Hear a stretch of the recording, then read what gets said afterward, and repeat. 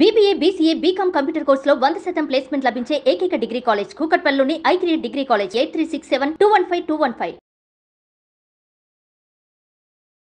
నమస్కారం, మీరు చూస్తుంది సుమన్ టీవీ. నేను కీర్తి. నాతో పాటు ప్రముఖ జ్యోతిష్యులు బ్రహ్మశ్రీ నందిబట్ల శ్రీహరి శర్మ గురుగారు ఉన్నారు. నమస్తే గురుగారు. వాగర్థావివ సంపృక్తౌ వాగర్థ ప్రతిపత్తయే జగతః పితరౌ వందే పార్వతీ పరమేశ్వరౌ ఆదిత్యాయ చ సోమాయ మంగళాయ బుధాయ చ గురుశుక్ర శనిభ్యశ్చ రాహవే కేతవే నమః.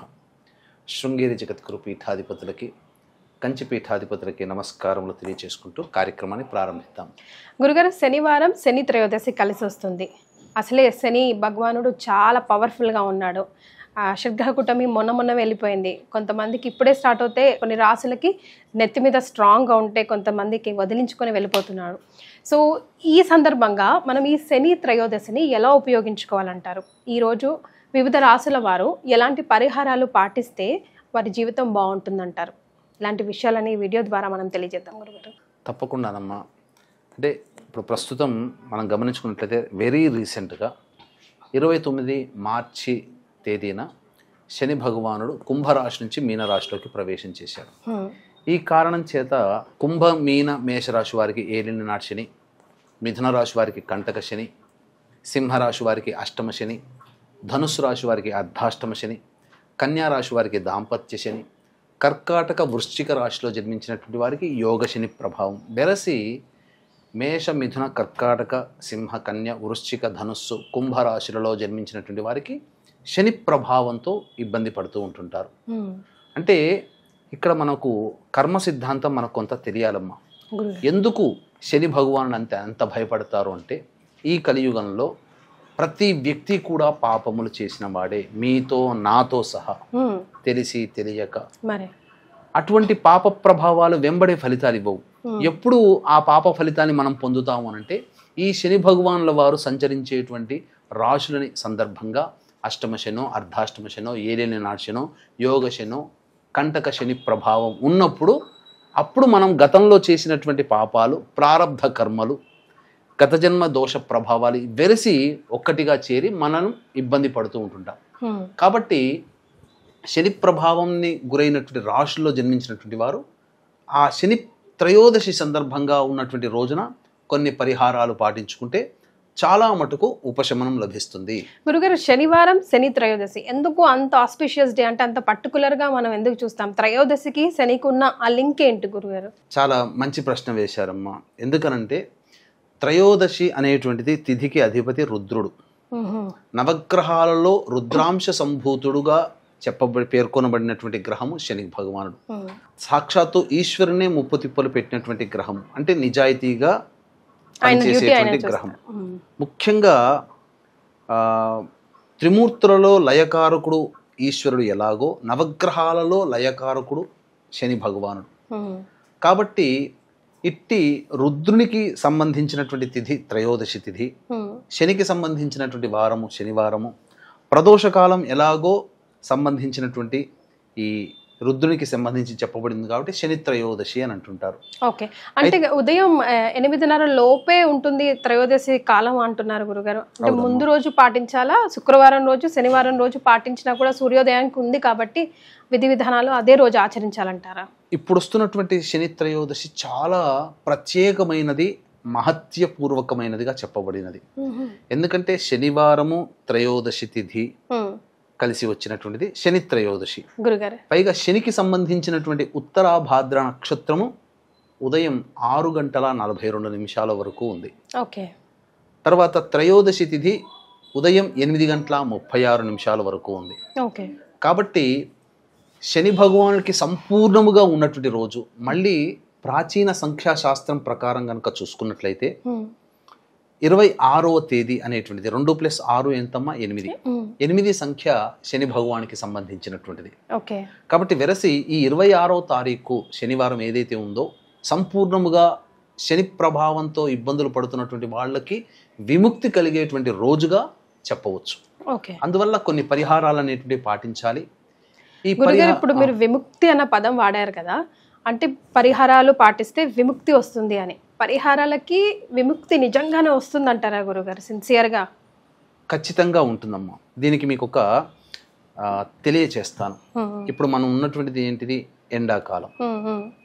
అంటే మధ్యాహ్నము 2-2:30 కల్లా మనం ఎక్కడికైనా వెళ్ళి మన పని చేసుకొని రావాలి. మనము మామూలుగా నడుచుకుంటూ వెళ్తాం, పని చేసుకుంటూ వస్తాం. ఎండాకాలంలో ఏమవుతుంది, ఎండ బాగా తగులుతుంది, తద్వారా దాహం వేస్తుంది, అలాగే చాలా శరీరము కృషించిపోతుంది. వెళతాము, పని పూర్తి చేసుకొని వస్తాం, మనకు తెలియకుండానే అలసిపోతాం. అదే ఒక గొడుగుని ఆధారంగా తీసుకున్నా, లేదా ఒక మంచి కారులో మనం వెళ్ళినా, మనం వెళ్తాము, పని పూర్తి చేసుకుంటాము, వస్తాము, గొడుగు చేసుకుని వెళ్ళామనుకోండి, మనకు ఎండ నుంచి మనం రక్షింపబడతాం. కానీ ఎంతో అంత కొంత ఎండ వేడిమి మనకు తగులుతుందిగా. కారులో వెళ్ళినా, మనం బయట వెళుతాము, నడుస్తాము, ఆ కొంత సమయం మన శరీరం కష్టపడుతుంది కదా.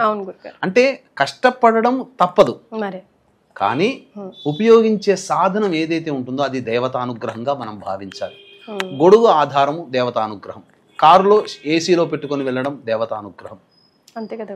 కాబట్టి అంటే కారులో వెళ్ళినంత మాత్రాన దేవతానుగ్రహం అని కూడా వాదించే మూర్ఖులు ఉంటారు ప్రేక్షకుల్లో. కానీ ఏంటనంటే మనం దీన్ని ఎలా అర్థం చేసుకోవాలంటే, దేవతానుగ్రహం గనక పొందితే ఒక గొడుగు వేసుకొని వెళితే మనం ఎంత సునాయాసంగా మన కష్టం లేకుండా మనం పూర్తి చేసుకున్నాము, కారులో ఏసీ పెట్టుకొని వెళితే మనం ఎంత సునాయాసంగా మనం పూర్తి చేసుకున్నామో, అదే విధంగా దేవతానుగ్రహం ఉంటే అంత సునాయాసంగా మన పని పూర్తి అవుతుంది. కష్టం ఉంటుంది, కానీ ఆ కష్టము బాధ మనల్ని బాధించదు. అది గుర్తుపెట్టుకోవాలి. కంప్లీట్ అంటే మొత్తానికే కాకుండా అట్లీస్ట్ దాని కొంచెం తప్పించగలదు. షేడ్ అట్లీస్ట్ ఇంకా బాగా ప్రేక్షకులకు అర్థమయ్యేటట్టు చెప్పాలంటేనమ్మా, కొండంత పోయేది గోరంతలో అంతే. ఇప్పుడు మనము బండి మీద వెళ్తుంటాం, కింద పడాలి, దెబ్బ తాకాలి అని రాసిపెట్టి ఉంటుంది.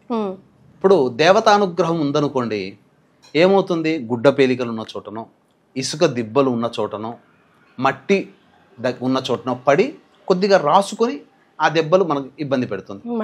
దేవతానుగ్రహం లేకపోతే ఏమవుతుంది, డాంబర్ రోడ్లోనో లేకపోతే బండరాళ్ళు ఉన్న చోట పడి ఎక్కువగా ఒరిపిడి గురయ్యి బాగా శరీరము ఇబ్బంది పడుతుంది.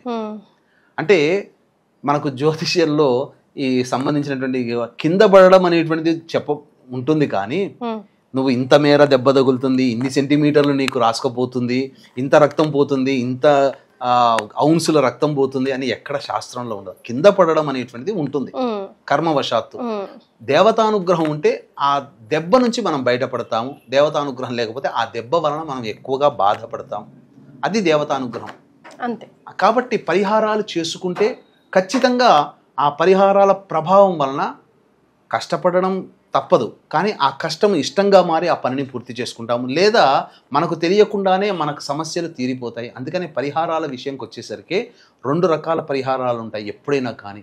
ఒకటి దైవ పరిహారము, 2 మానవ పరిహారం. దైవ పరిహారం అంటే దైవం మంత్రాధీనం, తన్మంత్రం బ్రాహ్మణాధీనం. కాబట్టి బ్రాహ్మణుల ద్వారా చేయించుకునే జపాలు, హోమాలు, అభిషేకాలు, ఇటువంటివన్నీ కూడా కార్యక్రమాలు. మానవ పరిహారం అంటే మనకు మనంగా చేసుకునేటువంటి పరిహారాలని చెప్పవచ్చు. అంటే చిన్నపాటి చిట్కాలు లాంటివి, దేవతా పూజలు లాంటివి, అర్చన లాంటివి మనకు మనంగా చేసుకునేటువంటివి. కాబట్టి దేవతా పరిహారంలో భాగంగా వీక్షించేటువంటి ప్రేక్షకులు కూడా ఈ మీన, మేష, మిథున, కర్కాటక, సింహ, కన్య, వృశ్చిక, ధనస్సు, కుంభరాశుల్లో జన్మించినటువంటి వారికి శనిదోష ప్రభావం ఉంది. కాబట్టి ఈ శనిదోష నివారణార్థమై ఈ 26వ తారీఖు రోజున పొద్దున్నే శనీశ్వర హోమము, అఘోర పాశుపత మంత్ర హోమం. శని ప్రభావం వలన ధనపరంగా, ఆరోగ్యపరంగా, కుటుంబపరంగా, దాంపత్యపరంగా సమస్యలు వస్తాయి కాబట్టి, వివాహపరంగా సమస్యలు వస్తాయి కాబట్టి వీటికి సంబంధించినటువంటి హోమాది కార్యక్రమాలు చేయించడం జరుగుతుంది. ముఖ్యంగా ఈ శంకరుంగలిమాల అంటే శంగాలి కరుంగలి కలిసినటువంటిది అత్యంత అరుదుగా లభిస్తుంది, ఎక్కడ పడితే అక్కడ దొరకదండి. దీనికి ఈ శనీశ్వర హోమము, అఘోర పాశుపత మంత్ర హోమము శక్తిపాతము చేసి ఈ మాల మీకు ఇవ్వడం జరుగుతుంది. చక్కగా రాగిలో చుట్టబడినటువంటి మాల అండి. ఎప్పుడు కూడా మాల దగ్గరగా కలిసి ఉండకూడదు, పూసలు దూరంగానే ఉండాలి.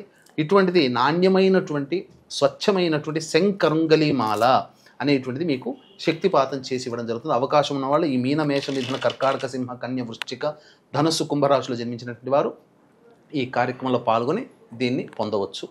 ఇక మానవ పరిహారాల్లో భాగంగా రమ్మ, ఎందుకనంటే మనకు సూర్యోదయం ప్రారంభమైన దారభ్యత దుర్ముహూర్తం ప్రారంభమవుతుంది ఈ యొక్క శనివారం రోజున. గురుగారు. కాబట్టి ఉదయం 4 గంటలకే లేచి కాలకృత్యాదులు తీర్చుకొని సూర్యోదయం కాకముందే శివాలయానికి చేరుకుని ఆ శివాలయంలో ఖచ్చితంగా నవగ్రహాలు ఉంటాయి.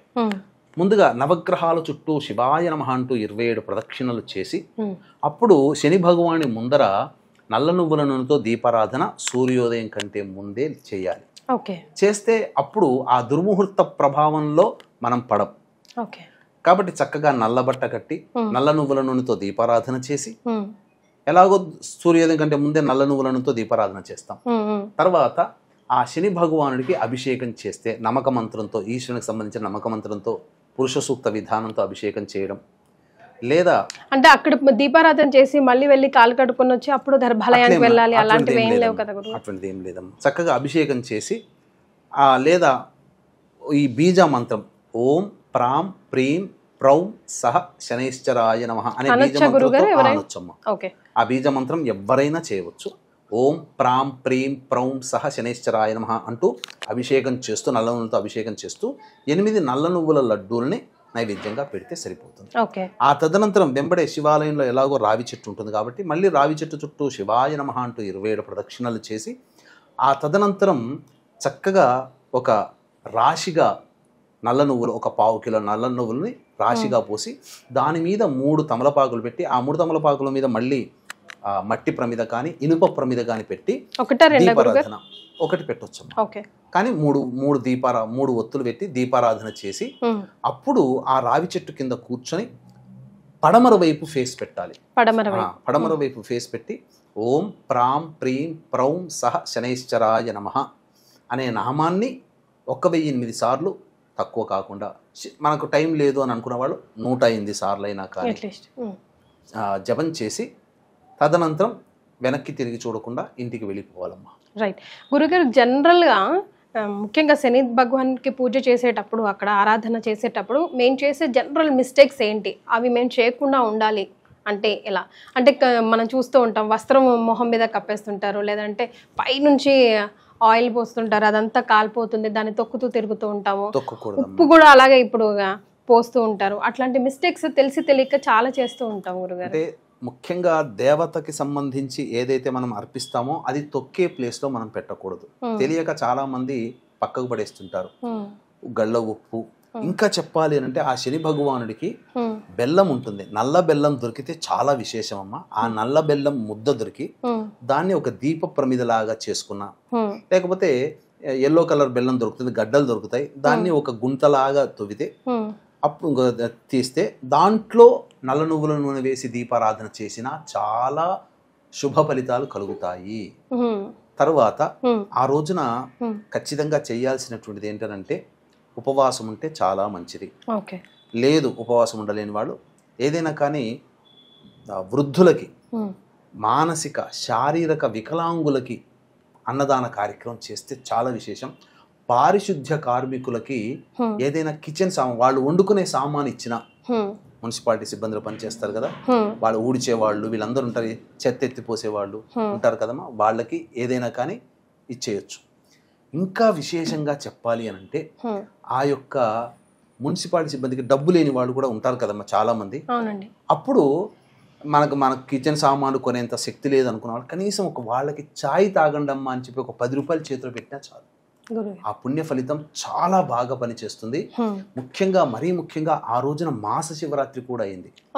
26వ తారీఖు రోజు మాస శివరాత్రి కాబట్టి అవకాశం ఉంటే ప్రదోషకాల సమయం వరకు ఉపవాసంతో ఉండి మళ్ళీ శివాలయానికి చేరుకుని ప్రదోషకాలంలో ఆ శివుడికి అభిషేకము అర్చన చేస్తే మహా అద్భుతమైనటువంటి ఫలితం కలుగుతుంది. అంతేకాకుండా ఆ రోజున కాలభైరవుడి దేవాలయం ప్రతి శివాలయంలో ఉంటుంది. అవునండి, కాలభైరవుడికి కూడా నల్ల నువ్వుల నూనెతో అభిషేకం ఆ రోజు చేస్తే ప్రదోషకాల సమయంలో ఇక ఈ శని భగవానుడు వల్ల కలిగినటువంటి ఈతి బాధలు ఏవైతే ఉంటాయో అవన్నీ కూడా మనకి తెలుస్తుంది. మనం బాధపడతాము, వీటి వల్ల మనకు సమస్యలు వస్తున్నాయని తెలుస్తుంది, కానీ ఆ సమస్యల పరిష్కారం కూడా జరిగిపోతాయి. అది అందుకనే మీన, మేష, మిథున, కర్కాటక, సింహ, కన్య, వృశ్చిక, ధనుస్సు, కుంభరాశుల్లో జన్మించినటువంటి వాడు ఇటువంటి వాళ్ళు ఈ పరిహారాలు పాటించుకోవాలి. అవకాశం ఉంటే మన పీఠమాధ్యంలో జరిగేటువంటి ఈ కార్యక్రమాలు నమోదు చేసుకోవడం ద్వారా శంకరుంగలి మాల అనేటువంటిది వాళ్ళు పొందవచ్చు. ఇది ధరించడం ద్వారా నెగిటివ్ ఎనర్జీ అనేటువంటిది మన శరీరంలో ఉండదు. పాజిటివ్ ఎనర్జీ వస్తుంది. నరదృష్టి నరఘోష పోతుంది. ముఖ్యంగా కాలసర్పదోషము కుజదోషముతో బాధపడుతున్నట్టు వాళ్ళకి ఈ శంకరుంగలి మాల చాలా బాగా ఉపయోగపడుతుందని చెప్పవచ్చు. రైట్, చాలా సంతోషం గురుగారు.